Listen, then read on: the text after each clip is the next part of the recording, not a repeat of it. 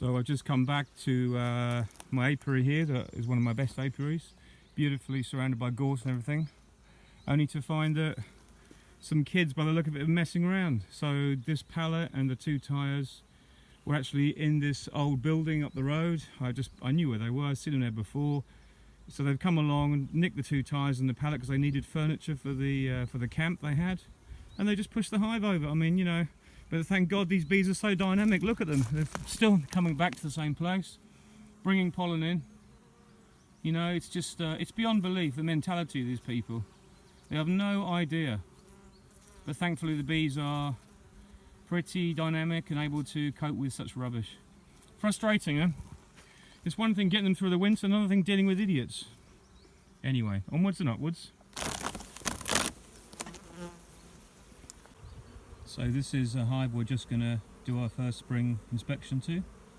You can see we've got these two partitions on the outside, one in number 10 place and one I say in number 2. You can see how full it is though.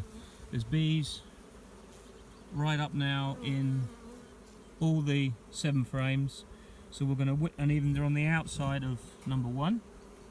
But they're not quite started going around there. There's a few bees just the other side of that partition there. But this is now the time to take that out, so we can do our quick spring inspection, give them space. If there's a weak colony, what I do in the apiary is as I go around the apiary for really strong colonies, I take the lid off, like that one over there, and I know that if I need a frame of brood, I can take it from there and give it to this one, for example, but I don't. And basically they're all doing really well, so I've been trying to even up these colonies. But that's basically how we overwinter our bees, on 7 frames. And then in the spring, when the bees start to go around, they run out of space, they start to go around number 2 and into this frame here, with it's just foundation. That's when they start to build, and you know that they're going to need space. But because we've had a late spring, and because everything's late, and because we've got hot weather next week, and everything is looking really peachy now, all of a sudden everything's turned around, and where I am here, we've just got gorse as far as the eye can see.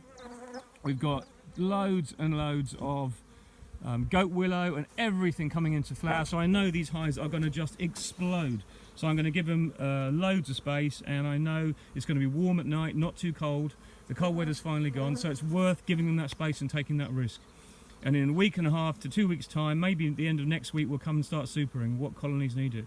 But these are the kind of times you've got to take a risk, because with the season being so short and the weather being as it is suddenly going good, things just explode, and you have to be ready for that. You have to anticipate that. You have to get everything ready for them. But look at these bees, they're just sitting there waiting for more space now. So it's been a few minutes now since I righted this hive, but I just wanted to show you that you can put it back in its place, even if it's a foot or so away from where it was. They will eventually reorientate. So I'm not too worried about this now. I'll be able to then put it back to the front position in maybe 2 visits. I don't like to disorientate them too much, but when you have people like that do that kind of thing, you know, it's just like beyond logic. I don't see what fun they would have had. I hope they got stung to crap when they did it, but they probably did it first thing in the morning or last thing at night when there was no bees flying, you know. So anyway, not a bad story, because at the end of the day everything's worked out fine, and I'm not going to pursue it because I know how these things escalate.